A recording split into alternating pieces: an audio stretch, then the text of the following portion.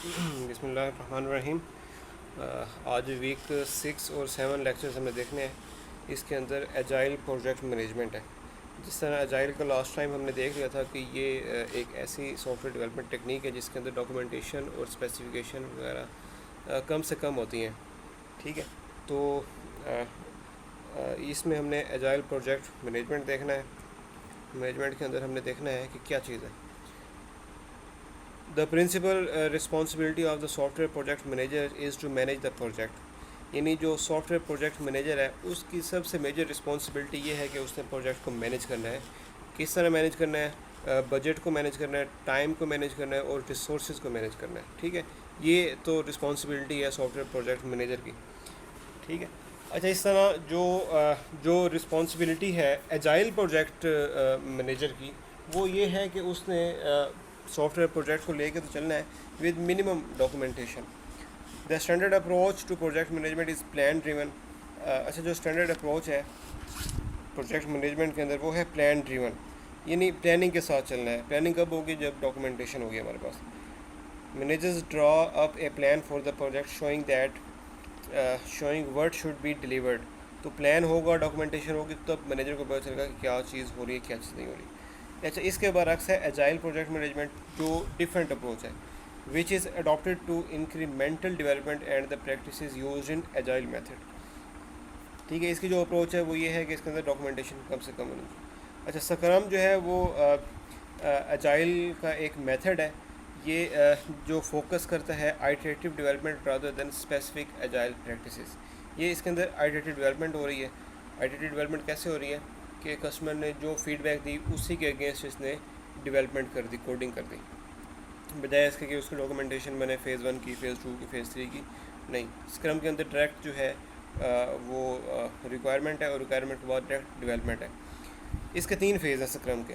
The initial phase is an outline planning phase where you establish the general objectives for the project and design the software architecture. इसके अंदर जो है planning phase है और software architecture का phase है कि किसके ऊपर सॉफ्टवेयर बनने वाला है, कौन सी मशीन होगी, कौन सी डिज़ाइनिंग होगी। उसके बाद सीरीज़ है स्प्रिंट साइकिल। स्प्रिंट बेसिकली ये एक आइटरेटिव अप्रोच है। ठीक है, where each cycle develops an increment of the system. इसको स्क्रम के अंदर स्प्रिंट बोलते हैं, आइटरेटिव अप्रोच को। The project closure phase wraps up the project. उसके बाद जो थर्ड फेज़ है वो रैपिंग ऑफ द प्रोजेक्ट, यानी प्रोजेक्ट की कंप्लीटनेस है। उसके अंदर required documentation such as system help frames and user manuals and assesses the lessons learn from the project. और उसके बाद जो प्रोजेक्ट से जो लर्न किया है उन सब को वो हार्ड फॉर्म में लेके आते हैं। अच्छा, ये कुछ स्क्रम की टर्मिनोलॉजीज़ हैं। जिस तरह एक्सट्रीम प्रोग्रामिंग की टर्मिनोलॉजी थी, पेयर प्रोग्रामिंग हो गया, और उसके अलावा एक दो और चीज़ें भी थी। ठीक है, यहाँ पे स्क्रम की टर्मिनोलॉजीज़ हैं। एक है डेवलपमेंट टीम। ठीक है, ये डेवलपमेंट टीम एक ऐसी टीम है जो प्रोजेक्ट की डेवलपमेंट करती है, और ये टीम मैक्सिमम 7 मेंबर्स के ऊपर 7 मेंबर्स के ऊपर इसकी ये लेंथ है। They are responsible for developing the software and other essential project documents। Potentially shippable product increment. Shippable का मतलब ये है it is in a finish state and no further work such as testing is needed. यानी जो product shipping जिसकी हो गई है, इसका मतलब है कि वो प्रोडक्ट बन गई है, अब उसके अंदर किस चीज़ की कोई कमी नहीं रहेगी, उसके ऊपर कोई टेस्टिंग की ज़रूरत नहीं रहेगी, क्योंकि वो प्रोडक्ट बन गई है और उसकी शिपिंग हो गई है, मतलब वो डिलीवरी की तरफ जा रही है। ठीक है, this is called potentially shippable product increment. अच्छा, उसके बाद प्रोडक्ट बैकलॉग है। ये थर्ड टर्मिनोलॉजी है। बैकलॉग का मतलब ये है कि जो चीज़ें प्रोजेक्ट के बनने के बाद जो चीज़ें रह गई हैं उनको कंप्लीट किया जाता है। This is a list of to do items which the scrum team must tackle. ठीक है, ये टू डू आइटम्स हैं जिसको स्क्रम टीम जो है वो टैकल करती है। They may be feature definitions for the software requirement, user stories, और इसके अलावा फर्दर चीज़ें हैं। उसके अलावा प्रोडक्ट ओनर है। ये वो ओनर है, यानी ये वो कस्टमर है जिसने ये प्रोडक्ट बनवाई है। उसके बाद स्क्रम है। ये बेसिकली स्क्रम एक टीम है जिसने डेवलपमेंट करनी है। और उसके बाद स्क्रम मास्टर है। जिस तरह प्रोजेक्ट मैनेजर होता है, इस तरह स्क्रम टीम के अंदर स्क्रम मास्टर है जो रिस्पॉन्सिबल है कि सारे स्क्रम प्रोसेस जो हैं वो मेक श्योर हो रहे हैं और वो इफ़ेक्टिवली काम कर रहे हैं। ये मेल भी हो सकता है और फीमेल भी हो सकता है। ये इंश्योर करता है scrum team is not diverted by outside interference, मतलब ये वही काम करेगी जो काम जो है वो इसको डिलीवर किया गया है। अच्छा, ये स्प्रिंट जो है ये डेवलपमेंट आइट्रेशन है। Sprint are usually 2 to 4 weeks long, ये 2 से 4 हफ्तों का ये स्प्रिंट होता है। इसके बाद जो है प्रोडक्ट की पहली आइट्रेशन डिलीवर हो जाती है। उसके बाद वेलोसिटी है, ये वो पेस है जिस पेस से प्रोडक्ट की डेवलपमेंट हो रही है। अच्छा, ये स्प्रिंट लाइफ साइकिल है, स्क्रम का स्प्रिंट साइकिल है। इसके अंदर 3 चीज़ें हैं डाउन स्ट्रीम में। एक है प्रोडक्ट बैकलॉग, ठीक है, दूसरा है स्प्रिंट बैकलॉग, तीसरा है पोटेंशियली शिपेबल सॉफ्टवेयर, यानी जो सॉफ्टवेयर डिज़ाइन हो गया बन गया उसकी अब शिपिंग होनी है। अच्छा, इससे पहले यहाँ पे देखें आप,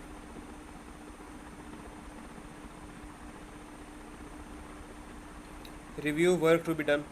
सबसे पहले वर्क का रिव्यू होना है कि क्या हुआ क्या नहीं हुआ। उसके बाद सिलेक्ट आइटम्स हैं, उसके बाद प्लान। सिलेक्ट आइटम का मतलब ये है कि कौन सी चीज़ें हमने लेके चलनी है और किस चीज़ की हमने डिज़ाइनिंग की तरफ हमें जाना है डेवलपमेंट टीम। उसके बाद प्लान स्प्रिंट है, ये वो स्प्रिंट है स्क्रम के अंदर स्प्रिंट होता है जो आइटरेटिवली डेवलपमेंट करती है। उसके बाद स्प्रिंट एक बन गया, अगर स्प्रिंट में कोई कमी कोताही रह गई है तो वो स्प्रिंट बैकलॉग के थ्रू ख़त्म होगा।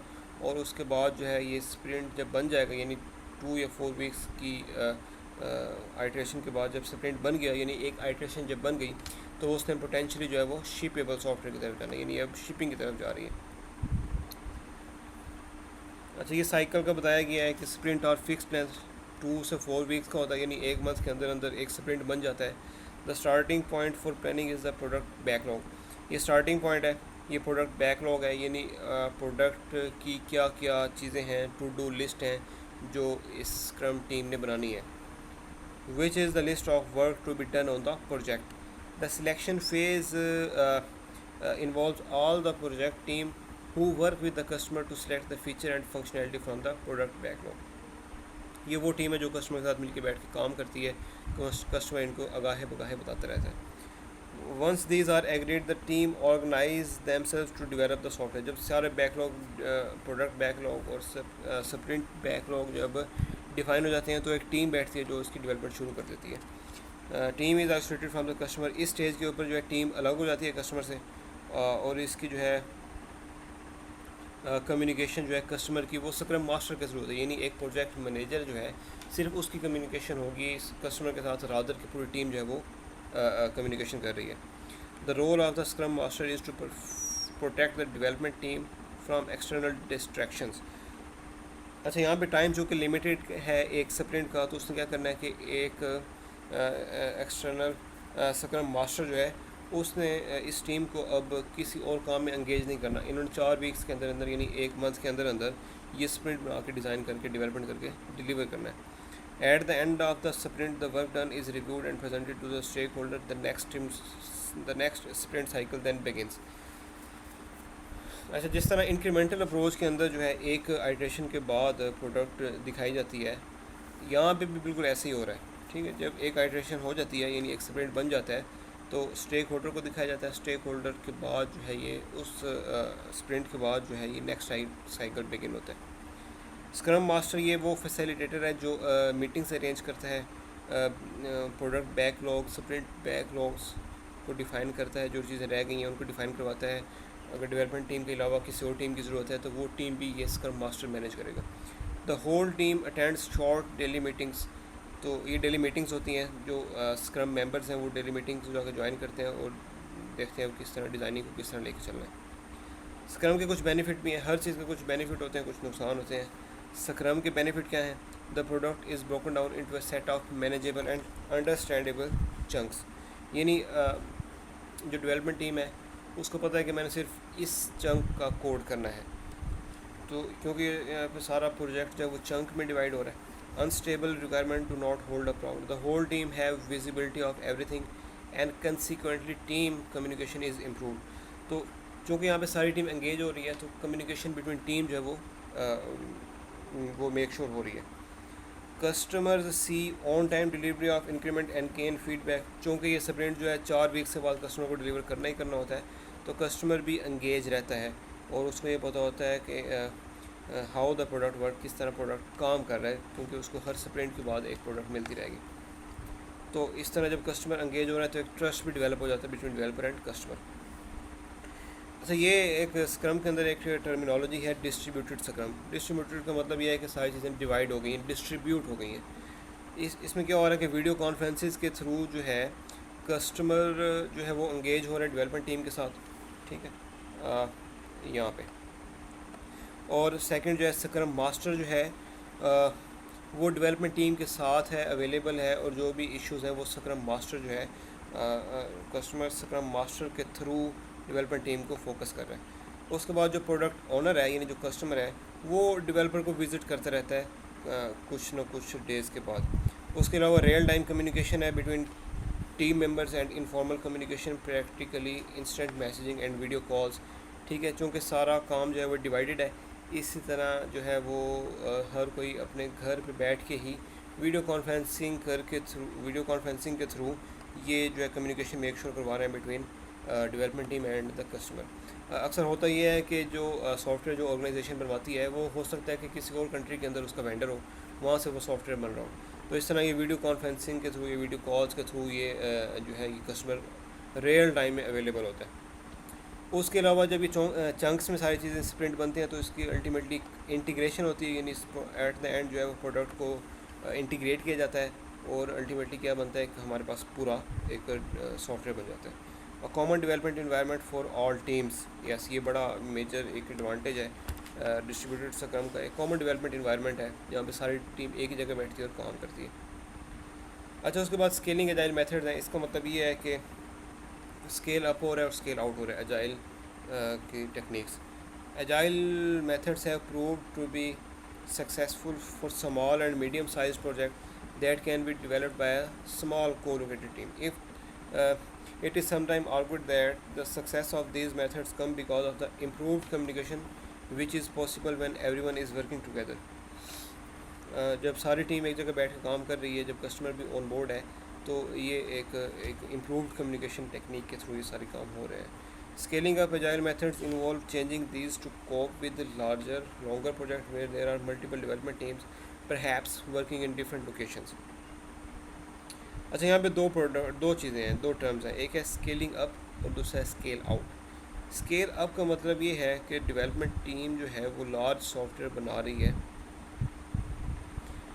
स्मॉल टीम के through, this is called scale up. यानी पहले अगर किसी छोटी एक मार्ट ने कोई सॉफ्टवेयर बनवाया है तो वो सॉफ्टवेयर बना तो है, अब यही चीज़ स्केल अप हो जाएगी बड़े डिपार्टमेंटल स्टोर के लिए, जो जिस तरह हाइपर स्टार हो गया, या जिस तरह ये जो डिफरेंट डिपार्टमेंटल स्टोर होते हैं ऑर्गेनाइजेशंस के अंदर, पूरे फ्लोर होते हैं, तो ये प्रोडक्ट उन्होंने अपना स्केल अप कर दिया। Scale up is concerned with using agile methods for developing large software system that can not be developed by a small team. उसके बाद दूसरा टर्म है scale out as concerned with how agile method can be introduced across large organization with many years of software development experience. दूसरी चीज़ है scale out. इसका मतलब ये है कि एक बड़ी प्रोडक्ट बन रही है by having multiple years, by having working in many years. When scaling agile method it is important to maintain agile fundamentals, यानी एजाइल की जो बेसिक टेक्निक्स हैं उनको मेक श्योर करना है। अच्छा, कुछ प्रॉब्लम्स भी हैं एजाइल मेथड के साथ। वो कौन से प्रॉब्लम्स हैं? इसका सबसे बड़ा प्रॉब्लम ये है कि डॉक्यूमेंटेशन कम से कम होती है, यानी कि ना होने के बराबर होती है। तो लेटर स्टेज, किसी भी स्टेज के ऊपर अगर किसी भी पॉइंट के ऊपर अगर सॉफ्टवेयर में कोई मसला आ गया तो हमारे पास जब डॉक्यूमेंटेशन नहीं होगी तो हमें पता नहीं चलेगा कि यहाँ पे क्या रिक्वायरमेंट में चेंजिंग आई थी और क्या कस्टमर की फीडबैक की वजह से यहाँ पे प्रोडक्ट में चेंज आया था। कंट्रैक्चुअल इश्यूज़ भी होते हैं। मतलब कंट्रैक्चुअल इश्यूज़ का मतलब ये है कि जब एक कॉन्ट्रैक्ट साइन हो जाता है किसी ऑर्गेनाइजेशन के साथ, अगर स्क्रम के थ्रू या एजाइल मेथड के थ्रू अप्रोच हो रहा है तो वो उनकी रिक्वायरमेंट चेंज होती रहती है। तो कॉन्ट्रैक्ट तो एक बार साइन होता है, बार बार तो साइन नहीं होता। तो ये एक एजाइल मेथड का एक ड्रॉबैक है।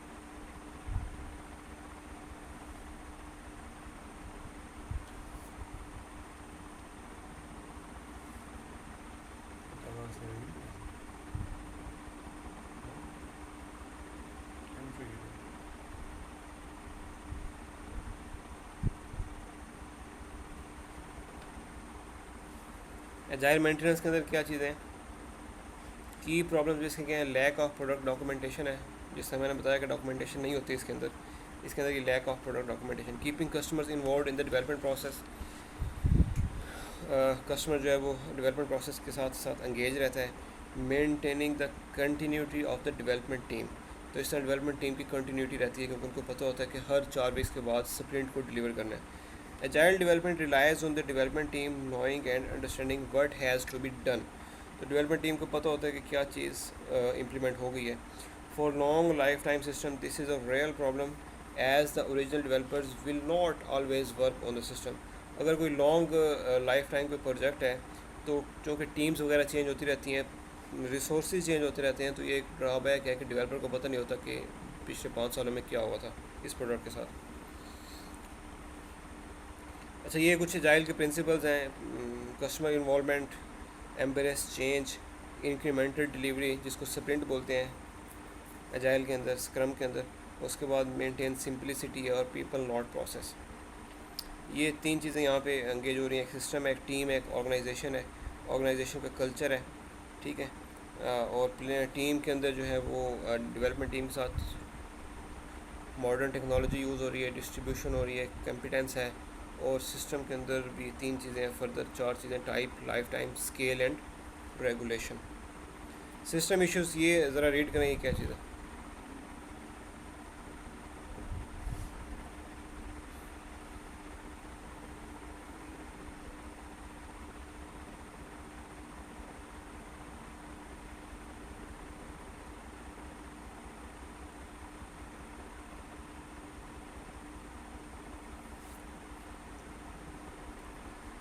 अच्छा, सिस्टम इश्यूज़ के अंदर 4 चीज़ें होती हैं। एक तो ये है कि ये जो सिस्टम जो डेवलप होने जा रहा है वो कितना बड़ा है, कितना बड़ा सिस्टम को ये मैनेज कर सकता है। सेकंड इसकी चीज़ है what type of system is being developed, किस टाइप का सिस्टम बनाया जा रहा है। ये डेटाबेस है, ये नेटवर्किंग का कोई सिस्टम बनाया जा रहा है, ये कोई राउटर की कोई स्पेसिफिकेशन डिज़ाइन की जा रही है, ये वो चीज़ें। What is expected system life time, system life time से क्या चीज़ एक्सपेक्ट की जा रही है। Long life time systems require documentation to communicate the intentions of the system developers to the support team. Is the system subject to external regulation, क्या ये जो system बन रहा है या क्या ये एक्सटर्नल रेगुलेशन को मीट कर रहा है कि नहीं कर रहा।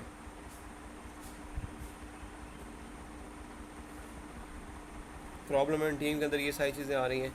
How good are the designer and programmer in the development team, क्या वो इतने एफिशिएंट हैं कि इतना बड़ा सॉफ्टवेयर मैनेज कर सकें, डिज़ाइन कर सकें।